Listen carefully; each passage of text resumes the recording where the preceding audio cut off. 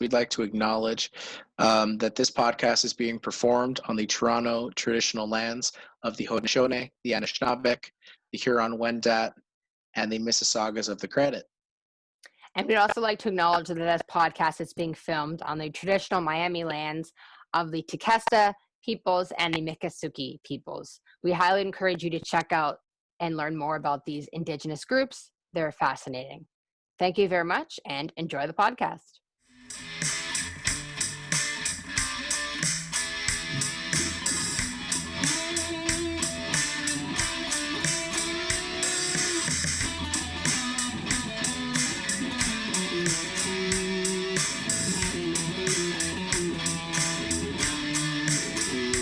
Welcome to the latest episode of Cross Continent Chats. I am your host, Charlie Wayman from Miami, Florida, and I am accompanied by my good friend and co-host, Rachel Bishop from Toronto, Ontario. Well, why don't we get started? So, Rachel, your first topic today on the Cross Continent Chats is the NBA. We're going to look into Raptors basketball. As you know, the Toronto Raptors went down 2-0 in the series real quick to Boston. And, things weren't looking great. And then suddenly, with an amazing buzzer beater by OG Anunoby to make it 2-1, and just recently to make it 2-2 to tie the series, what do the Toronto Raptors need to do to close out this series and pull another comeback from 2-0 to win a series like they did last year against the Milwaukee Bucks? What do they need to do? Well, I think Pascal Siakam playing more consistent basketball would help. And we saw him play a lot better tonight. So we're recording this September 5th. And I think him playing a lot more consistent basketball would help. He was very good tonight. He had 22 points. We also saw more balanced scoring. Kyle Lowry was also good. We know that he is not the most consistent in the playoffs. I think he had 21 points, and it was nice to see some balanced scoring. You had 4 guys get double digits. I believe Serge Ibaka was also double digits, and as well as OG Anunoby as well. So it's good to see, and Fred VanVleet might have been as well. So it's good to see some guys stepping up and getting double digits and actually getting kind of like the team effort, because we know we're not going to have the one star to do it all, like Kawhi Leonard, like the Raptors did last year. So we really have to see more of a collective effort, similar to what the Miami Heat are doing right now. Even though they obviously have Jimmy Butler, you see everyone is stepping up and they're all getting points. It's not one guy getting 50. It's one guy getting 10, one guy getting 20, and it's balanced scoring. I think that's what we have to see the Raptors do. And I think tonight was a step in the right direction, and they tied it up 2-2. I mean, Boston's a beatable team. They have some great players. Jason Tatum's been absolutely destroying. Kemba Walker's been really good for them. So they do have a lot of good players, but the Raptors are a great team as well. They were second in the league this year after Milwaukee. So it's really good. They haven't really had any adversity. Boston is the only team that they've lost to in the bubble. So it's good that they finally were able to beat them. For some reason, Toronto teams struggle against teams from Boston. But they're finally able to beat them and tie up the series. But again, we made it hard on ourselves. But I think what we really have to do is, again, just get more balanced scoring. Pascal Siakam really has to step up, and he really has to show that he is the number one guy, that he can really take over from Kawhi Leonard. Fred VanVleet, he's in a contract season. It's time for him to step up, show that he can be that number one point guard, that he can get that max contract that he wants. Kyle Lowry, we know that he's old and that he's on the last year of his contract, but he's going to want to prove himself as well, because he's always had naysayers saying, oh, he's so inconsistent, he's not a playoff performer, that type of thing. So even last year, he still had his ebbs and flows, moments of brilliance and moments where he wasn't so good. So he needs to step up as well. OG Anunoby's been the best player for this series, and he really needs some help, and it's nice to say that he got some help tonight. Marc Gasol, he's a great defender. I love Marc Gasol a lot, but he's got himself into foul trouble. It's 2 games in a row now that he's fouled out. And he really needs, I think also it's because he's big, but he really needs to also make sure that when he's defending, he's not getting himself into foul trouble, because the Raptors need him on the floor. And really, head coach Nick Nurse is pretty much only going with a 7-man rotation plus Matt Thomas sparingly. So the bench guys, other than Norm Powell and Yeah, basically just Norm Powell and Serge Ibaka. None of the other bench guys are playing. So it's really up to those 7 to really have balanced scoring. And you're not going to get it from your bench because they're not going to play because you're going pretty deep into the scrubs at this point. So they really need to step up and find that, because they're all, obviously it's pretty much the whole team from last year. So they need to step up and find their inner champion, as cheesy as it sounds, and show that they're still the defending champs for a reason. And I think that tonight was a good start, but we have to see more consistent basketball. And so far we haven't seen enough of that. We haven't seen them defend like they can. Tonight they only gave up 93 points against. So that was very good. We need to see more of a defensive effort all around. But again, Marc Gasol fouling at us not going to help you defend because he's the best defender on your team. So you need to help him out as well. Oh, that's really good. Would you say that the Toronto Raptors didn't really develop much of an identity until later on in the season, thanks to Kawhi Leonard? Last season, you mean? Yeah, without Kawhi, I think just without Kawhi, Toronto had to do some soul searching. Mm-hmm. And while they did great in the beginning part of the bubble, they just kind of had a hard time finding their way. And do you think Toronto needs to do a little more soul searching? You mentioned your inner champion, mm-hmm. but how can you do that after what they did with Kawhi last year? So Kawhi's gone. Kawhi's mm-hmm. just throwing it in LA and carrying the team on his back in LA like he did carry the team on his back in Toronto. Mm-hmm. But is there soul searching to do? Like, I'm sure they're figuring it out now because they've won 2 games in a row. Yeah. But the thing is, Boston's not going to lay down and flop. Oh, Boston's a great team. In the league. Yeah. And they have some of the best in my opinion, the best young core in this league. And they're only going to get better, which mm-hmm. is really scary because they're mm-hmm. already really good. Mm-hmm. So, were they facing an identity crisis earlier in the season, really? I think they might have been. I mean, a big part of their team last season was pretty much Kawhi, and that was such a big part is, will he stay or will he go? Like, will he or won't he? And the fact they had Kawhi, not only Kawhi, but also Danny Green, don't forget, was also an NBA champion. He was really key for them, and they don't really have someone who can shoot 3-pointers like him. And then they also did bring in Marc Gasol, who had never won a championship, but his brother was a 2-time champion. So he had been around champions before, and he had kind of seen how they work. And so that, I think, was a big help for them. But I do think that you're right. A lot of it was really like so much about Kawhi last year and deferring to Kawhi. And this year they really had to try to find who they could defer to. And I think everyone thought Siakam was going to be that guy. And he is a good player. He's a star player, but he's not a league superstar. He's not going to be Kawhi. He's only been playing professional competitive basketball for 10 years. So he's still very new to the basketball game, which is amazing that he's even in the NBA, considering he basically just took up basketball. But because he did start so late, he's never going to be a Kawhi Leonard. He's never going to be maybe like a Kemba Walker or, one of the guys on Boston. Like Boston, I think probably has better start players. But I think the Raptors are realizing that if they want to win, they have to kind of win as a team. And I would say, again, take a page out of what Miami Heat's doing. I mean, Milwaukee has the best player in that series, but Miami's been able to neutralize him and play as a team, and they're 1 game away from sweeping.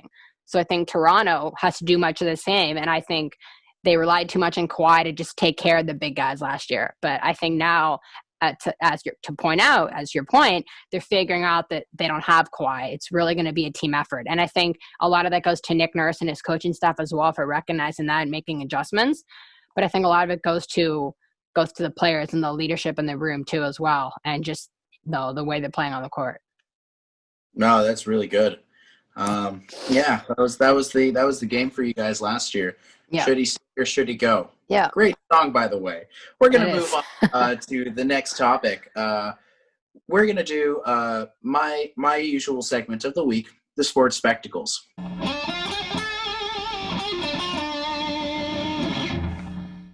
So I'm going to start with next Wednesday.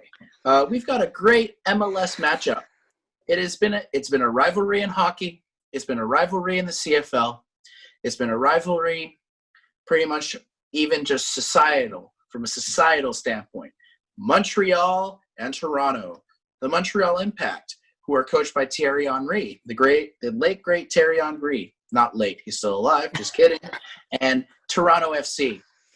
I think that's going to be a classic matchup. Those two are rivals in the MLS.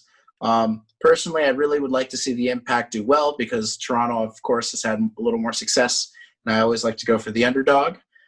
So Montreal Impact versus Toronto FC should be a great match. The next one I have is Game 6 of the Toronto Raptors and the Boston Celtics. This is really going to be a great series now that Toronto's tied it, at 2-2, which probably by the time you're seeing us, that number will change. But it's going to be a very close series. I think it'll go to 7 games. It'll be awesome. We're going to go into Thursday. We're going to go back into the NBA, into the most interesting matchup of the second round. You could say Raptors, Boston, great matchup. Miami, Milwaukee should have been a 7-game matchup, but really who knows at this point, because my guys are absolutely playing as a team, like Rachel said, and absolutely stunning the NBA world right now with a perfect 7-0 record. Sorry, I can go on this for about 20 years, but the Los Angeles Lakers, who surprisingly lost in Game 1 to the Houston Rockets. LeBron, is he getting older? Can he not do what LeBron does as well anymore?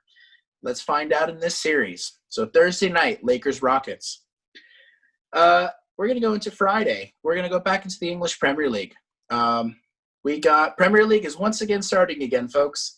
And we have a good starting matchup in Burnley and Manchester United. Now, on paper, definitely you think Manchester United could definitely win this, and they got the players, the talent, the money, the whole bit, the notoriety. But Burnley last year was able to beat Man City twice. Man City. So what's stopping them from beating Man United? You never know. And as a Liverpool fan myself, any way that any club can beat Man United, that would be fantastic. And on Saturday, I'm going to go back to the English Premier League. We've got the reigning champions of the Premier League, Liverpool FC, versus newcomers, Leeds United. Now, that could be an 8-0 washout, but I really think it's going to be a 1-0 or a 2-0 match. Leeds is a challenging team. They're fast, they're dynamic, they have creative midfield. I think they're going to be very interesting to watch in the Premier League, and I'm very happy for them. They're finally back in the top table, something they've clearly deserved. The other matchup that I want to look at is West Ham and Newcastle. That is another great matchup between two mid-table clubs. Let's see if West Ham can finally do something with the talent that they have. And let's see Newcastle, which, they've been in the news with the ownership issues, but let's see if Newcastle well. And then I want to go into Saturday. We've got a pretty special thing going on. We have the English Premier League Women's Super League, and we have Arsenal and West Ham. And as a matter of fact, playing for West Ham is Adriana Leon, who represents Canada. Yes, folks, she is a Canadian female soccer player. So definitely tune into that. There's only, from what I've seen, it's only one game a week. It's only 12 clubs. I really think people got to watch this more, because I would love to see this. I would love to see more women's soccer. I would love to see more than one game a week. I kind of found that really shocking. So definitely check out EPL Women's Super League, Arsenal versus West Ham on Saturday. And those are my sports spectacles for the week. And can I just add something about that? Sure. Just if you're in Canada, the games are going to be on Sportsnet. They now have the rights for 50 Super League games this season, which is awesome, especially now there's 5 Canadians. And I believe in the U.S., DAZN has teamed up with NBC, so you can watch them on DAZN or NBC as well in the U.S. Super League. So I would definitely check it out if you have access to those channels. Great. Thanks, Rachel. You're welcome. Check it out. In Canada, Sportsnet. And in the U.S., DAZN or NBC. Check them out. Now, we're going to go into our second question. And we're going to go into the world of soccer. So it's the biggest story coming out of the football world right now. Yep. It is Lionel Messi. He can't make up his mind. Lionel Messi tells Barcelona last week that he wants to leave. and it's become a whole transfer saga. He reportedly accepted a $635 million deal, something like that, with Manchester City, where he would split time with New York City FC and Manchester City. It's absolutely crazy what's been going on, and everybody's been, foaming at the mouth to see Lionel Messi in the English Premier League. That is one of the oldest debates. Would he do well in England? Mm-hmm. But guess what? The other day, Lionel Messi says that he remains to stay in Barcelona. Now, part of this, of course, is the legal issues that he was having with leaving Barcelona and La Liga. We're claiming, his contract was up in a very sneaky and pretty much shady way, even though because of COVID-19 circumstance, he could not opt out of his contract. So, Rachel, now that he's essentially staying at Barcelona for another year, and I'm sure he's going to look to leave perhaps, what do you think's going to happen? What should he do? What do you think? I think clearly the reason why he's staying is because he knows that he's not going to win the court case, and that's why he's staying. Because if he knew he was going to win, he would be gone. But if I were him, I would play this year out, see how it goes. Barcelona has a new coach, so they could be better. You never know. But I would still, how we always have in hockey, it's a bit different, but how we have in hockey, like you kind of test the market when you become a free agent. I know it's not really as much of a concept in soccer, but if he just stays this season, then he tests the market as a free agent. He's basically free to go wherever he wants, and he could basically set his price. So he gets he won't have a contract, and it's good for other teams because they won't have to pay an insane transfer fee, namely Manchester City. And as you mentioned, they have a partnership with New York City FC and MLS. And I was reading that he would sign a long-term deal, and after 2 or 3 years, he would then go to New York City FC because he'd be pretty old by that point. But if let's say he ends up staying and Barcelona does better, maybe with the new manager, maybe he'll stay long term. I would think it would be a shame because I'd love to see him in Premier League, not really in Manchester City, but I'd like to see what he could do in Premier League just so we could finally settle the Ronaldo versus Messi debate, because Ronaldo's already played in Premier League and he destroyed it, and Messi's never played. Barcelona's the only club that he's ever known, so we can't really have this debate until we see them. They both didn't play at the same time, so again, it's not going to be really the same thing, but it'll be a lot easier. So I don't know what Lionel Messi should do. If I were him, I would definitely want to go to Premier League because it's the best league in the world, and he really should play it at some point. And he's had success with Pep Guardiola in the past, and it sounds like that's a partnership that it works for both parties. And he hasn't won a Premier League title, so maybe he'll try to chase that. And Pep Guardiola, he's won Premier League, but he's not won Champions League as Manchester City. So maybe this will be the thing that gets him over the edge with Manchester City to win the Champions League title. And maybe Messi can win a Premier League title. Who knows? But yeah, I don't know. That's a tough one. I think I'd probably leave if I were him, but I'm not Lionel Messi. But I definitely would. I think it's going to be some bad blood for this season. I think it's going to be a lot of repair that Barcelona has to do. Obviously, he's mad at the owners. It is a new manager this year, but he's mad at the owners, obviously, and that's why he wants to leave. And it sounds like a lot of players kind of want to leave. Now it sounds like Antoine Griezmann wants to leave because he was told he was going to get playing time because Messi thought he'd be gone. But now that Messi's back and Philippe Coutinho was returned, Griezmann's not going to get playing time. So now it sounds like he wants to leave. So if he leaves, and then there could be a whole bunch of guys that are leaving. Griezmann could go to Liverpool, by the way. It sounds like maybe that if the team falls apart, Messi will want to leave. So it'll be interesting to see really what the fallout is from Messi staying. Maybe the team will actually collapse because Messi returns because other guys want playing time. Yeah, but the thing is, the team's already collapsed. They're an absolute disaster. It's true. It's true. What happened? They're an absolute disaster already. And even Messi says, there isn't a project going on here. So he even stated that himself, that the team, that the club is a disaster, which honestly, I'm okay with it. I'm fine with Barcelona being a mess, just simply because they've been good for so long. It's time for a change. And it's always Barcelona that's always in the root of tax issues and tax evasion. And the owners are just shrewd and weird, to be honest. And they're just bizarre. And, they do illegal stuff. And, they just did a really sleazy, shady move on him just because of COVID. Yep. It screwed up his whole chance of leaving, and which I think is just kind of terrible to treat your talisman and your franchise player. But I think it's just terrible. And if I were Messi, I honestly would almost be like a baby.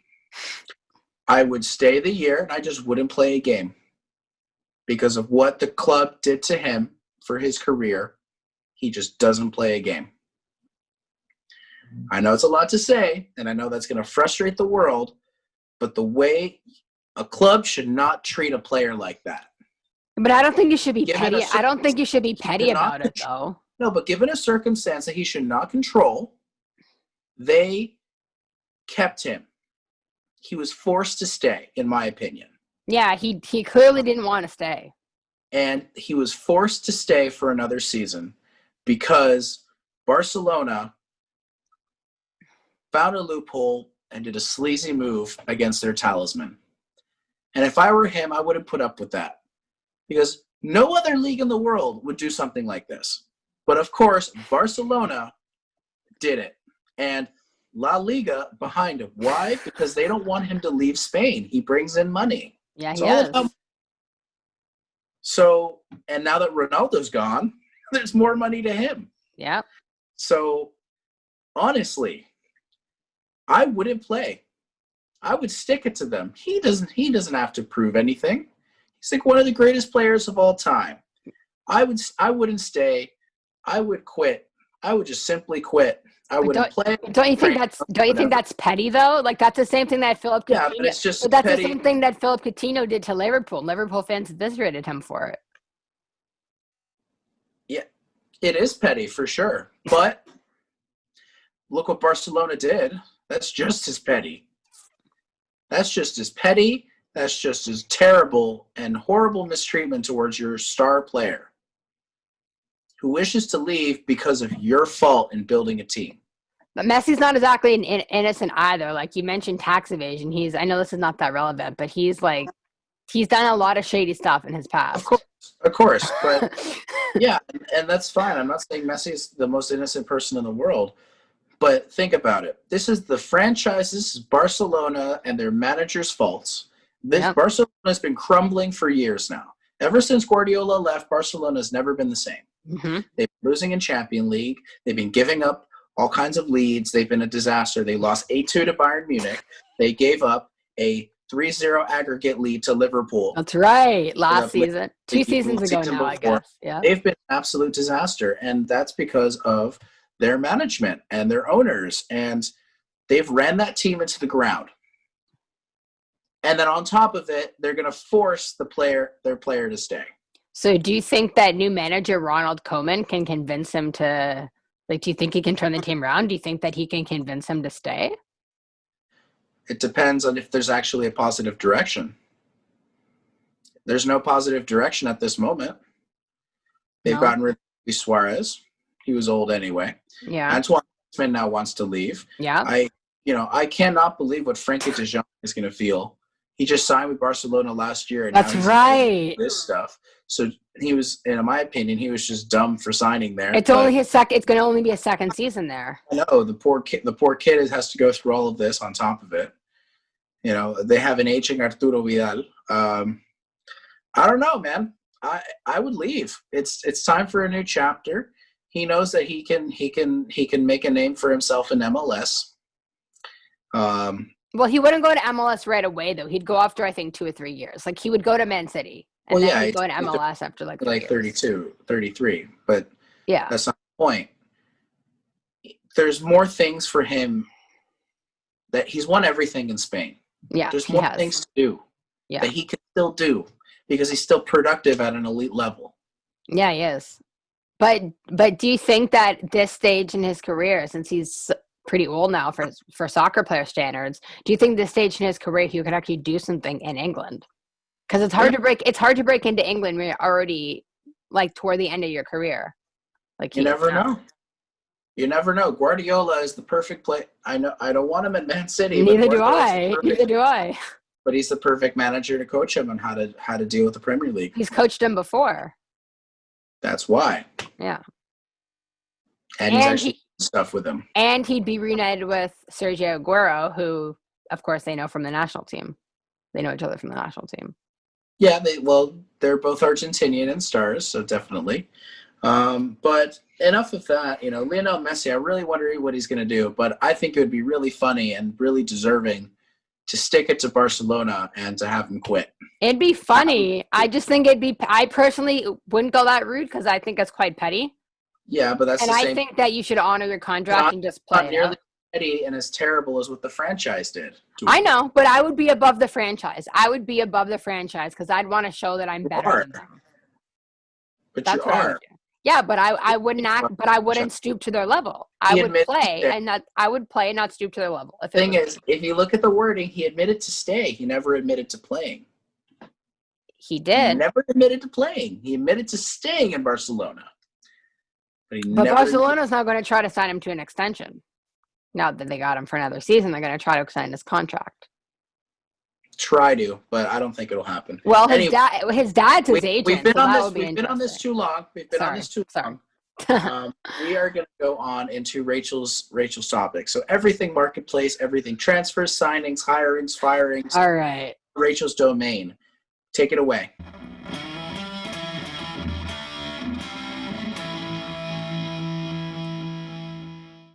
All right, Charlie, thank you very much. So while we're on this topic, we just were talking about Barcelona and Antoine Griezmann. And as I just mentioned, Antoine Griezmann is now upset because he was promised a starring role. He also just signed with Barcelona last season. This would be his second season. He was promised a starring role under Ronald Koeman's squad because Messi was gone, and they were hoping that Philippe Coutinho would stay in Bayern, but Bayern rejected the permanent loan because he wasn't good for them. And so now he's back in Barcelona. And now Antoine Griezmann is upset because it looks like he might not be playing if Messi is back and playing. So he wants a trade. And of course, Liverpool is interested, as they always are, along with Arsenal.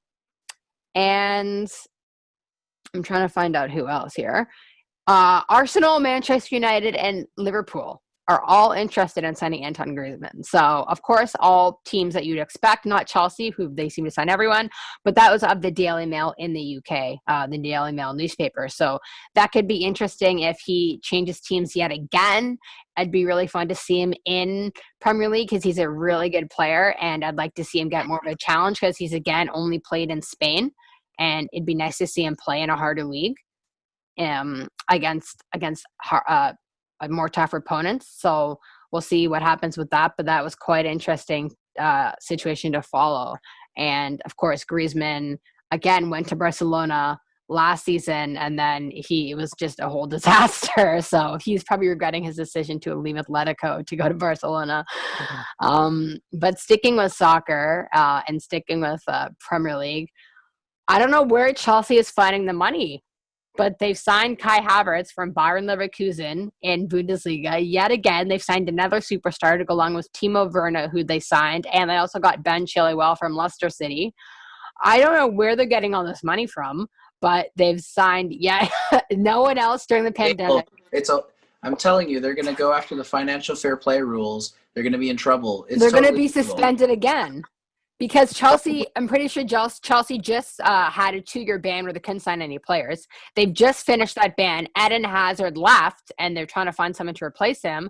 So they've signed like 4 players, but maybe they'll get themselves suspended again as they did 2 seasons ago, and they weren't able to sign anybody. But nobody has money during the pandemic, and they somehow have all this money to sign players. I don't get where it's coming from. But anyways, good luck to Kai Havertz. Hopefully he plays well there. Kind of a weird choice, but anyway, moving on from that. Moving on now to some hockey. Of course, there's a lot of rumors happening. The season's still going on, but teams that have been eliminated from the return to play format are free to make trades. Of course, one of these teams is the Toronto Maple Leafs. And when you live in Toronto and you're on Canadian Twitter and news, all that you read about is the Leafs, because of course. And would you know, but Frederik Andersen's name is out there in the trade rumors, and he is expected to be he could be traded. Of course, we know Matt Murray most likely will be traded for the Pittsburgh Penguins. It looks like the Penguins have decided to go with Tristan Jarry as the starter next season because he's cheaper and a bit younger. But Frederik Andersen could be traded, and that will be something that's very interesting because he's got 1 year left on his contract, $5 million, pretty cheap, but then he's going to want an extension. And as we've learned from the Florida Panthers experiment, you don't sign goalies that are 30 or over 30 to long-term contracts, and that's what he's going to want. And people seem to keep thinking that it's going to be Anderson for Murray because Matt Murray played for Kyle Dubas and Sault Ste. Marie in the Ontario Hockey League. And so there's rumors out there that Kyle Dubas will trade for Murray again because he loves his guys, and that the Penguins will get Frederik Andersen, which if you're only going to have him for a year, I could get it, but they already have a cheaper starting goalie, Tristan Jarry, so I'm not sure why you'd go for that if you're Jim Rutherford. But it'd be interesting to see if the Penguins do get Matt Murray. I'm sure it would be good for him to be closer to home. If the Leafs get him. And as I mentioned, Kyle Dubas and Matt Murray have that connection. But if he thought Pittsburgh was bad for media, wait till he gets to Toronto. Because Pittsburgh fans and Pittsburgh media is bad, but Toronto is 10 times worse than that. So, and I know he was not a fan of all the Pittsburgh media and criticism. And Phil Kessel wasn't either, and he wasn't a fan of it in Toronto. So we'll see what happens if he goes to Toronto. I think that'll be fun to watch, but who knows what will happen in that regard. And there's really not too much else that's happened in terms of the soccer world, in terms of and hockey, in terms of like transfers and signings and stuff. That's really all. Nothing's really happened in basketball so far because the season's still going on. Again, hockey season's still going on, and nothing's happened in the NFL really that I can talk about, or MLB. So that's all that's going on right now. If I can add to that, in the soccer world, one of the former French stars who has won a World Cup with France, and he was a star in a variety of clubs, most recently Juventus. His name is Blaise Matuidi. Blaise Matuidi has finally arrived in Miami. Yes, he is playing for Inter Miami of the MLS. He is a former star. He's really going to revamp that midfield and really have Inter Miami win some games, finally. Okay, I see. I wouldn't have known that. And another notable thing is really in the football world, American football world. I'm sorry, NFL. Yes, the American football world, NFL, and the Miami Dolphins have dropped former 10th overall pick Josh Rosen as their quarterback. It is pretty clear that Miami is going to stick with Ryan Fitzpatrick as their starter, but also for the guy of the future will be Tua Tagovailoa from Hawaii and Alabama. Love it. The other thing in the NFL, another couple more things in the NFL that are happening is that the Houston Texans signed their starting quarterback Deshaun Watson to a 4-year, $160 million deal. The reason why I think this is important is that after the massive Patrick Mahomes $500 million deal, 4 years, $160 million, that is crazy. That is absolutely crazy. And the money in this league is going up and up and up. And it's also just like with Chelsea. Where are they getting this money from? It's COVID. Where are they getting it from? Is Watson good? Deshaun Watson is a very, very good quarterback. Okay. He's a star. Okay. And the other notable thing is the Tampa Bay Buccaneers. That team somehow seems better. You have Tom Brady. You have Rob Gronkowski. Out of retirement. Yes, out of retirement, Rob Gronkowski. You also have a star wide receiver in Mike Evans. You have another star wide receiver in Chris Goodwin. And they just landed another young, potentially superstar running back in Leonard Fournette. Leonard Fournette was on the Jacksonville Jaguars, and he wanted out. He has been having disputes with the Jags. The Jags waived him, and he decides to sign with the Tampa Bay Buccaneers. So NFL fans, Tampa Bay Buccaneers, check that team out, because that team is going to be probably or potentially the most exciting team in the NFL. Now, I don't want to bore Rachel anymore, but we're going to go into something a little more interesting, and we're going to go into trivia. So this time, Rachel is in the hot seat, and it'll be me asking the questions. The first one is the easiest, and the fifth one is the hardest, naturally. All right.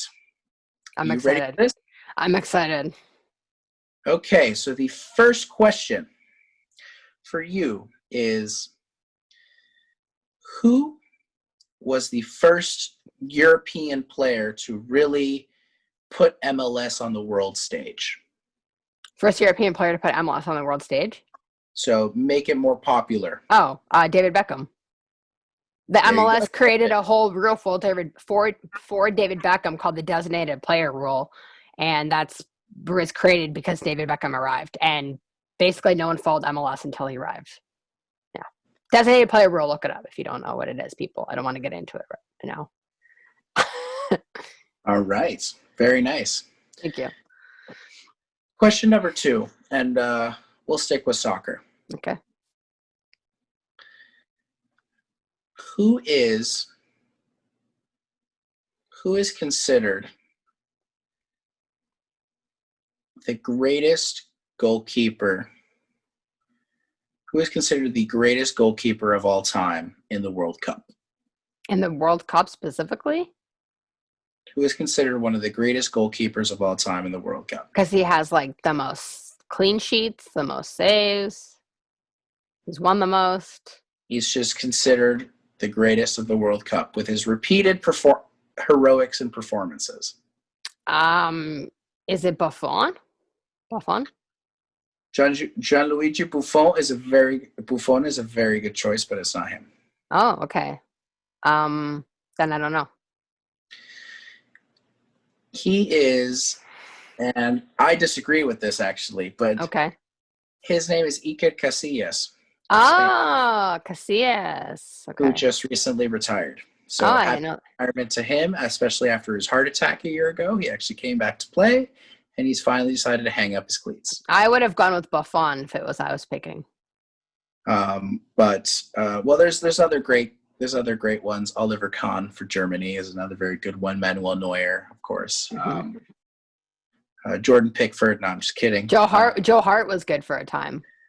I'm sorry? Joe Hart was good for a time. Yeah, but I wouldn't put him in that. I wouldn't put him in that list. Okay.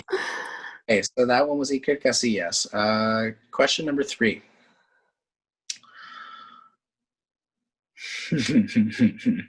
I have to laugh at this one. We're going to go into the NHL. Okay. And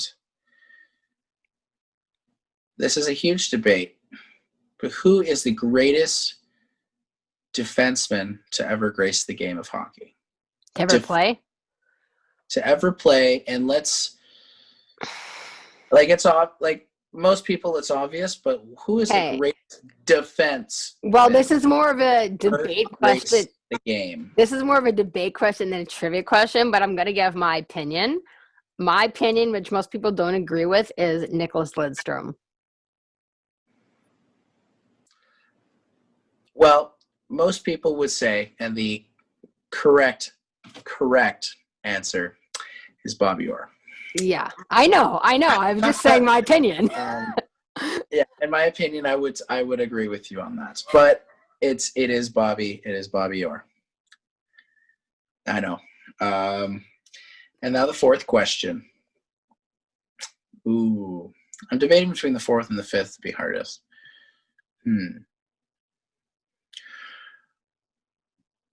Okay. The fourth one's actually pretty easy. Okay.